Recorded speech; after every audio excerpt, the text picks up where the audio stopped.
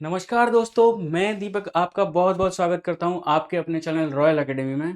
और एक बार फटाफट से बता दीजिए आप कैसे हैं। एक बार क्या हाल चाल है आपके, कैसी तैयारी चल रही है। आशा करते हैं आप सभी बहुत अच्छे होंगे, अच्छी तैयारी चल रही हो आपकी, क्योंकि पेपर बहुत नज़दीक आ चुका है आपका। तो आज एक बार हम फिर बात करेंगे आपके करंट अफेयर्स को लेके, और जल्दी टाइम ख़राब नहीं करेंगे। हम बहुत ही कम टाइम में आपके आज ज़्यादा से ज़्यादा क्वेश्चन कवर कराने की कोशिश करेंगे, और सीधे सीधे क्वेश्चन और क्वेश्चन के बाद सीधे आंसर पर बात करते हैं। ठीक है दोस्तों, तो एक बार आ जाते हैं पहले क्वेश्चन पर सीधे सीधे, है ना। तो आज का पहला क्वेश्चन है, हालिया डेटा के अनुसार भारत कौन सा राज्य पीएम, हालिया डेटा के अनुसार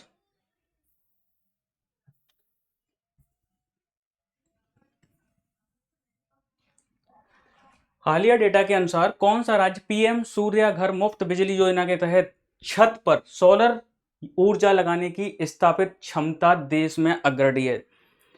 समझ गए क्वेश्चन क्या है। मतलब ऐसा कौन सा स्टेट है जो घरों के ऊपर सोलर पैनल लगाकर सबसे ज़्यादा एनर्जी प्रोड्यूस कर रहा है। बहुत अच्छा क्वेश्चन है। और जैसा कि आप सभी जानते ही हैं कि आजकल प्रधानमंत्री की तरफ से एक योजना चलाई गई है, जिसमें आप अपनी रूफ के ऊपर एक सोलर पैनल लगवा सकते हैं, और मंथली 300 यूनिट तक आप इसका फ्री लाभ उठा सकते हैं। तो आंसर करेंगे इसका क्या है। आपके पास चार ऑप्शन हैं, गुजरात, राजस्थान, मध्य प्रदेश, कर्नाटक। फटाफट से कमेंट में आंसर कीजिए और बताइए क्या है इसका राइट आंसर।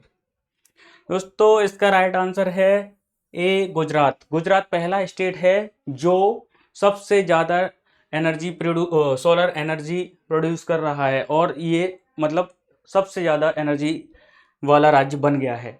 और आपको मैं बता दूं, दूसरा ऐसा राज्य, दूसरा बड़ा ऐसा राज्य वो महाराष्ट्र है। ठीक है दोस्तों, आ जाते हैं अगले क्वेश्चन पर। आपका अगला क्वेश्चन है, भारत में वार्षिक तस्करी रिपोर्ट 2023-24 किस संगठन द्वारा जारी की गई है। तस्करी बोलते हैं जो बाहर से, बाहर वाले देशों से या बाहरी राज्यों से किसी दूसरी जगह पर कोई ऐसे अवैध चीज़ें जिसको लाई जाती हैं उसको तस्करी बोलते हैं। तो ऐसी कौन सी संस्था या संगठन है जो जिसने ये रिपोर्ट जारी की है। ऑप्शन ए, राजस्व खुफिया निदेशालय डीआरआई। ऑप्शन बी, ऊर्जा दक्षता Bureau BEE. Option C, Narcotics Control Bureau. Option D, स्वास्थ्य और परिवार कल्याण मंत्रालय। फटाफट से आंसर दीजिए इसका कमेंट बॉक्स में, क्या है इसका राइट आंसर, बताएंगे एक बार जल्दी से। इसका राइट आंसर है राजस्व खुफिया निदेशालय। इसका काम क्या है, मैं एक बार थोड़ी सी जानकारी दे देता हूँ आपको। इसका काम है जो बाहर से, आजकल लास्ट एक रिपोर्ट आई है जिसमें 47 मामले दर्ज हुए हैं जो कोकीन बाहर से तस्करी की जा रही है। उसके लास्ट ईयर 47 मामले दर्ज किए हैं इसने। और मैं आपको बता देता हूँ, दक्षिण अमेरिका और कई अफ्रीकी देशों से ये डायरेक्ट लाई जा रही है, अलग अलग मार्गों के थ्रू लाई जा रही है। और उसको पहचानना बड़ा ही मतलब डिफ़िकल्ट हो गया है, क्योंकि केमिकल कुछ प्रोसेस करके उसको डिटेक्ट करना इतना आसान नहीं है। तो ये संस्था उस पर काम कर रही है, और आजकल ये उस पर भी काम कर रही है जैसे बाहर से सोना और कोई जानवर, जैसे रेयर जो जानवर हैं उनकी तस्करी कर रहे हैं, या ऐसी चीज़ें जो बाहर से लाई जाती हैं उस पर भी काम कर रही है। तो क्वेश्चन याद रखने वाला है, राजस्व खुफिया निदेशालय डीआरआई। ओके दोस्तों, अगला क्वेश्चन है, अगले क्वेश्चन पे आ जाते हैं। अगला क्वेश्चन है, भारत ने हाल ही में अपनी घरेलू ऊर्जा दक्षता को बढ़ाने के लिए किस वैश्विक संगठन से जुड़ाव किया है। फटाफट से बताइए क्या है इसका right answer. Option A, Association for Renewable Energy and Clean Technology. Option B, International Energy Efficiency Hub. Option C, United State Department of Energy. Option D, Renewable Energy Agency. फटाफट से आंसर देंगे इसका क्या है राइट आंसर, कमेंट करिए, comment करके बताइए क्या है, जल्दी से बताएं। इसका राइट आंसर है इंटरनेशनल एनर्जी एफिशिएंसी हब। थोड़ा सा अगर इसके बारे में जानकारी चाहते हैं तो देख लीजिए, प्रधानमंत्री के नेतृत्व में केंद्रीय मंत्रिमंडल ने ये डिसाइड किया है, और भारत की ऊर्जा मतलब एनर्जी एफिशिएंट हब में भारत की सदस्यता को मंजूरी दी गई है। 2020 में ये स्थापित हुआ था। ठीक है दोस्तों, याद रहेगा किसने, एनर्जी एफिशिएंसी हब, ये है इसका राइट आंसर। अगले क्वेश्चन पर बात कर लेते हैं। नेक्स्ट क्वेश्चन 2025 में आईएसएफ जूनियर वर्ल्ड कप की मेजबानी कौन सा देश करेगा? ये बहुत ही इंपॉर्टेंट क्वेश्चन है। क्या है इसका राइट आंसर? ए नेपाल, बी म्यांमार, सी भूटान, डी भारत। जल्दी से आंसर कीजिए कमेंट बॉक्स में और बताइए कौन सा देश करेगा। मैं बता देता हूं आपको, इसका मतलब है ISF international shooting sports federation. ठीक है, इसका राइट आंसर है दोस्तों, इसको 2025 में इसकी मेजबानी करने वाला है इंडिया। ठीक है, क्योंकि आजकल इंडिया को थोड़ा देखा गया है वर्ल्ड लेवल पर शूटिंग में इंडिया ने अच्छा एक परफॉर्म किया है, तो इंडिया इसकी मेजबानी कर रहा है। ठीक है, अगला क्वेश्चन है इसका, अगले क्वेश्चन पे आ जाते हैं। नेक्स्ट क्वेश्चन है, हाल ही में उत्तर प्रदेश के किस वन्यजीवी पार्क में दुर्लभ भूरे रंग का वाइन सांप देखा गया है? वाइन सांप देखा गया है उत्तर प्रदेश में। Option A Dudhwa National Park, B Hastinapur वन्यजीव अभ्यारण्य, सी किशनपुर अभ्यारण्य और डी नन ऑफ द दीज, इनमें से कोई नहीं। जल्दी से आंसर कीजिए और बताइए इसका राइट आंसर क्या है। इसका राइट आंसर है, वैसे तो पता ही होगा आपको क्योंकि पेपर में भी आया था कुछ दिन पहले, न्यूज में भी रहा है, इसका है दुधवा नेशनल पार्क। ठीक है, ये सांप वहां देखा गया है। इससे पहले भी एक सांप वहां देखा गया था, रेड कलर का, लाल, उसको बोलते थे लाल कोरल, ये था लाल कोरल खुकरी सांप, पहले, इससे पहले ये देखा गया था वहां पर। ठीक है, ये भी बड़ा रेयर सांप था, और ये वाला जो सांप था इसको बताते हैं कि ये नाइट में ज़्यादा एक्टिव होता है। ठीक है, अगले क्वेश्चन पर बात कर लेते हैं। अगला क्वेश्चन है, Gandhi Sagar wild life sanctuary जो खबरों में देखी गई थी किस राज्य में स्थित है? ये पिछले साल काफ़ी हाईलाइट रहा था ये केस, और आप लोगों को पता होगा इनमें से बहुत से लोगों को, तो जल्दी से आंसर कीजिए और बताइए कहाँ है ये Gandhi Sagar wild life sanctuary. आपको थोड़ा सा बता देते हैं इसके बारे में। इसमें क्या है कि कूनो नेशनल पार्क में चीते ला के छोड़े गए थे नामीबिया और साउथ अफ्रीका से। ठीक है, तो वहाँ क्षमता से थोड़े ज़्यादा हो गए हैं, इसलिए उनको शिफ्ट किया जा रहा है। तो इसलिए ये क्वेश्चन बीच में न्यूज़ में भी आया था, मतलब न्यूज़ में बताया भी गया था, आप लोगों को जानकारी भी होगी इसके बारे में। तो जल्दी से आंसर कीजिए, बताइए। Option A Madhya Pradesh, B Rajasthan, C Kerala, D Tamil Nadu. जल्दी से आंसर कीजिए कमेंट बॉक्स में और बताइए क्या है इसका right answer. Gandhi Sagar wild life sanctuary, इसका राइट आंसर है मध्य प्रदेश। याद रखेंगे आप इस चीज को, राइट आंसर है मध्य प्रदेश। अगले क्वेश्चन पर आ जाते हैं। नेक्स्ट क्वेश्चन है, डिप्थीरिया हाल ही में जो राजस्थान में रिपोर्ट किया गया है किस कारक के कारण होता है? बताएं इसका क्या है, डिप्थीरिया का मेन कारण क्या है, किसकी वजह से होता है? Option A fungus, B bacteria, C virus, D परजीवी। क्या है इसका राइट आंसर? जल्दी से आंसर कीजिए कमेंट बॉक्स में, एक बार बताएं। आपको तो पता ही होगा क्योंकि ये बायोलॉजी में पढ़ा भी होगा आपने काफ़ी। इसका राइट आंसर है बैक्टीरिया। बैक्टीरिया की वजह से होता है, और मैं आपको बता देता हूँ, थोड़ी सी जानकारी देता हूँ। ये जो नए छोटे बच्चे होते हैं उनसे लेके ये 16 साल तक की उम्र के बच्चों में हो सकता है डिप्थीरिया। ठीक है, इसका डीटीपी का टीका भी लगाती है सरकार, जैसे इसका एक अभियान चला रखा है सरकार ने, तो बीच बीच में टीके लगाती है इसी के लिए, और ये खांसने और छींकने की वजह से होता है। ठीक है, तो ध्यान रखेंगे किसकी वजह से होता है, खांसने और छींकने की वजह से। ठीक है, डीटीपी वैक्सीन के रूप में दी जाती है। ठीक है, अगले क्वेश्चन पर आ जाते हैं। अगला क्वेश्चन है आपका, पुरी में लाइट हाउस टूरिज्म कॉन्क्लेव 2024 की मेजबानी किस मंत्रालय ने की है? बताइए एक बार राइट आंसर इसका क्या है। ए पर्यटन मंत्रालय, बी रक्षा मंत्रालय, सी पत्तन पोत परिवहन और जलमार्ग मंत्रालय, डी है इसका गृह मंत्रालय। जल्दी से बताइए क्या है पुरी में लाइट हाउस टूरिज्म। सरकार आजकल लाइट हाउस टूरिज्म को बढ़ावा देने के लिए एक 2024 में कॉन्क्लेव किया था, जिससे सरकार क्या कर रही है, जो लाइट हाउस बने हुए हैं उनको संरक्षित करने के लिए और पर्यटन ज़्यादा से ज़्यादा हो, इसके लिए सरकार काम कर रही है। तो इसकी मेजबानी किस मंत्रालय ने की है, जल्दी बताइए। राइट आंसर क्या है इसका? इसका राइट आंसर है पत्तन, पोत, परिवहन एंड जल मंत्रालय। ठीक है। और लाइट हाउस आपने देखा होगा ज़्यादातर क्या होते ही वो समुद्र के किनारे हैं। उनका मेनली काम रहता है बड़े बड़े जहाज या नावों को, जो बड़े मालवाहक जहाज नावें होते हैं उनको डायरेक्शन के लिए काम करते हैं ये। ठीक है। तो सरकार इनको पर्यटन और संरक्षित करने का काम कर रही है। तो अगले क्वेश्चन पे आ जाते हैं। क्वेश्चन नंबर 9, भारत और सिंगापुर के बीच 12वें संयुक्त सैन्य परीक्षण अभ्यास का आयोजन कहाँ किया गया था? जल्दी से बताइए कहाँ हुआ था इसका आयोजन। Option A air force station Bidar Karnataka, option B air force station Kalaikunda Paschim Bengal, option C air force Begumpet Telangana, option D air force station Jodhpur Rajasthan. जल्दी से बताइए इसका राइट आंसर क्या है, फटाफट से बताएं। इसका राइट आंसर है air force station Kalaikunda Paschim Bengal.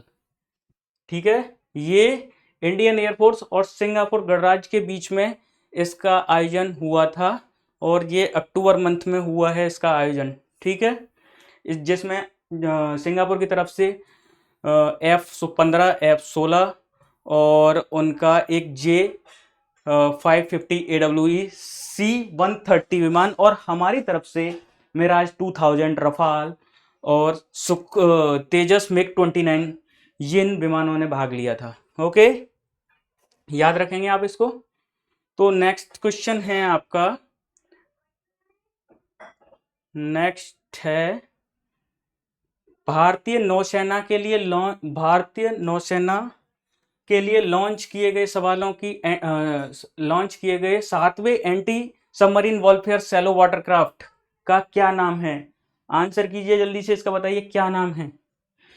Abhay, option A, B Arjun, सी विकसित, डी परीक्षित। इसको रिप्लेस किया जा रहा है किसी और के थ्रू। ठीक है। ये एक एंटी सबमरीन एयरक्राफ्ट था जो समुद्र में सबमरीनों के युद्ध के टाइम या सबमरीन पर नजर रखता था। ये वो एयरक्राफ्ट था। ठीक है। और इसको हटाया किसके साथ रिप्लेस किया जा रहा है? इसको रिप्लेस किया जा रहा है दोस्तों, ये अभय नाम है इसका। ठीक है। इसको कौन रिप्लेस कर रहा है? इसको LNT इसको कठपुतली में लॉन्च किया गया है और इसको अर्नाला, एक बार इसको हाईलाइट कर देते हैं जिससे आपको याद रहे। ये अर्नाला क्लास के जो जहाज हैं, अर्नाला क्लास के जहाज पुराने अभय क्लास के जहाज को रिप्लेस करेंगे। ठीक है दोस्तों, तो ध्यान रखेंगे इसको। नेक्स्ट क्वेश्चन पर आ जाते हैं। स्वावलंबन 2024 किस संस्था द्वारा आयोजित किया गया सम्मुख संगोष्ठी है? ऑप्शन ए रेल सुरक्षा, बी भारतीय नौसेना, सी भारतीय वायुसेना, डी रक्षा मंत्रालय। फटाफट से जवाब दीजिए इसका क्या है। ठीक है। इसका राइट आंसर क्या है, फटाफट से बताएंगे कमेंट बॉक्स में। जल्दी कमेंट बॉक्स में बताएं इसका क्या है राइट आंसर। इसका राइट आंसर है रक्षा मंत्रालय। ठीक है, जल्दी से बताएंगे। इसकी थोड़ी सी अगर जानकारी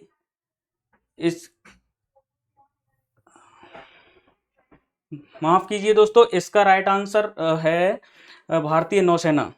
रक्षा मंत्रालय नहीं है, ये रक्षा मंत्रालय के अंडर में आता है लेकिन रक्षा मंत्रालय नहीं है, ये है भारतीय नौसेना।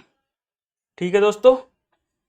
तो इसकी दिल्ली में इसका स्वावलंबन शुरू किया गया था और एडमिरल हैं नौसेना के दिनेश के त्रिपाठी, इन्होंने भारत मंडप में इसको लॉन्च किया गया था। ठीक है। इस संस्करण को याद रखेंगे आप इसको। क्या है इसका राइट आंसर? रक्षा मंत्रालय, सॉरी भारतीय नौसेना। अगले क्वेश्चन पर आ जाते हैं। अगला क्वेश्चन है रन ऑफ यूनिटी कार्यक्रम भारत में किस स्वतंत्रता सेनानी की जयंती के उपलक्ष्य में आयोजित किया जाता है?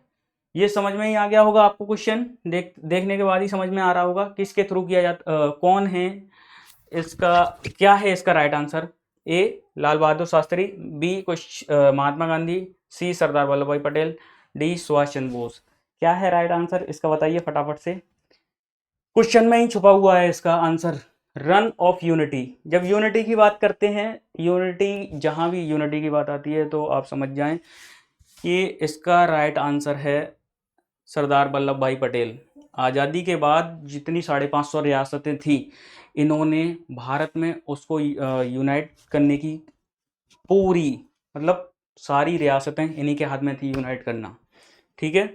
तो 550 रियासतें का इन्होंने यूनाइट किया था, तो इसलिए इस कार्यक्रम का नाम रन फॉर यूनिटी दिया गया है, ठीक है।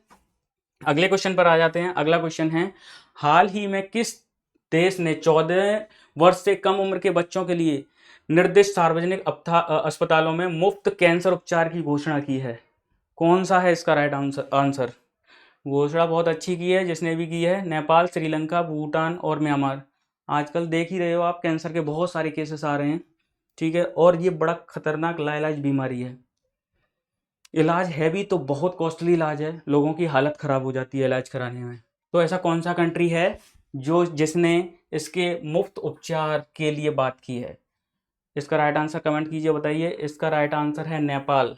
ओके, नेपाल में लास्ट बहुत सारे बच्चों के केस आए हैं और इसलिए सरकार ने ये फैसला लिया है कि उनके ये हॉस्पिटल हैं, कांति चिंतन हॉस्पिटल, भक्तिपुर कैंसर हॉस्पिटल, ठीक है, और बीपी कोइराला मेमोरियल कैंसर, ये इनका इलाज करेंगे। और सरकार के पास अगर फंड की कमी भी होती है तो सरकार अलग अलग सोर्सों से फंड को कलेक्ट करेगी, ठीक है। नेपाल में 2022 में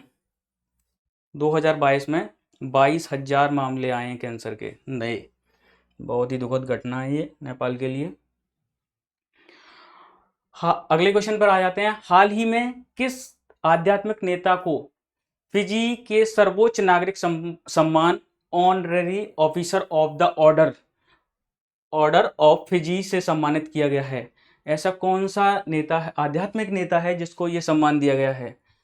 फटाफट बताएंगे इसका राइट आंसर क्या है। ए स्वामी मुकुंदानंद, बी माता अमृतानंदमयी, श्री श्री रविशंकर, बाबा रामदेव। जल्दी से आंसर कीजिए, बताइए इसका राइट आंसर क्या है, जल्दी बताएंगे कमेंट बॉक्स में। इसका राइट आंसर है श्री श्री रविशंकर। इनको अवार्ड दिया गया है और इसके अलावा 5 देशों से और भी अवार्ड ले चुके हैं ये, और 150 कंट्रियों के लोग इनके बहुत बड़े फॉलोअर हैं। बहुत जानी मानी हस्ती हैं, आपने नाम सुना भी होगा इनका, ठीक है। जल्दी से अगले क्वेश्चन की तरफ आ जाते हैं।